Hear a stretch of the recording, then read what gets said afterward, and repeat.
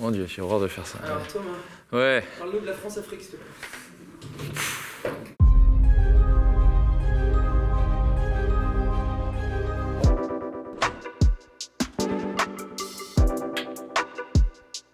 Je m'appelle Thomas Dietrich, je suis journaliste et il paraît que je suis le président du directoire du média. Pauvres travailleurs du média, qu'est-ce qu'ils ont fait pour mériter ça?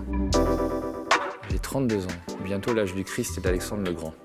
Et Daniel Balavoine aussi, il est mort à 33 ans. Mais bon, j'espère que ça n'arrivera pas. J'ai plusieurs casquettes, entre guillemets. Je fais des enquêtes principalement, notamment sur la France-Afrique. Et puis je suis aussi président du directoire, directeur général et directeur de publication du média. Donc ça fait beaucoup de titres dit comme ça. J'essaye un peu de mener la barque du média. La liberté absolue qu'on a aux médias, l'indépendance, même si elle est remise en cause par beaucoup, c'est vraiment une chance de pouvoir faire du journalisme de cette façon, en toute liberté, en toute indépendance, écrire sur ce qu'on veut, dire ce qu'on veut. C'est quelque chose de rare dans le métier.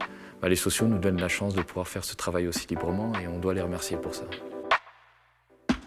Quand on nous strike, quand on nous réclame des droits d'auteur infondés, tout ça, ça fait partie du travail. C'est vrai qu'on est face à des mastodontes, des grands groupes qui ont des milliards. On subit aussi des procédures bâillons dans les cas des enquêtes que j'ai faites, des plaintes en diffamation. Et c'est vrai que il faut faire face. Et forcément, il y a des moments où on est comme tout être humain, on est découragé.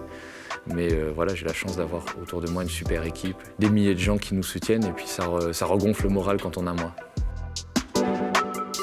C'est ces gens. Bon, je ne vais pas refaire le coup du slogan. Nous, on n'a pas l'argent, mais on a les gens. Mais c'est vrai, hein. C'est vrai, c'est à la fois les milliers d'abonnés, de sociétaires qui nous soutiennent.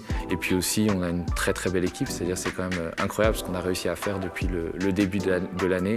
Créer une antenne 24/7 avec 4 prises de direct par jour, avec aussi peu de moyens, avec seulement une équipe d'une quinzaine de permanents et en tout d'une trentaine de personnes. Et il faut vraiment de la passion, de l'abnégation, du courage. Il faut vraiment y croire pour mener à bien ce projet. Et c'est vrai que on n'aurait pas pu le faire sans cette formidable équipe du média. Que le média prenne vraiment la place qu'il mérite, c'est-à-dire devienne un grand média à la télé. On a l'ambition d'aller sur la TNT, enfin apporter un peu d'équilibre face aux délires fascisants de CNews ou aux éléments de langage de la Macronie qui nous sert à longueur de journée sur BFM, qu'on soit aussi un grand média d'enquête, parce que je pense que c'est quelque chose de très important de révéler des choses d'intérêt public et qui sont cachées. Moi, j'y crois personnellement. C'est vrai que ça peut paraître un peu fou comme ça.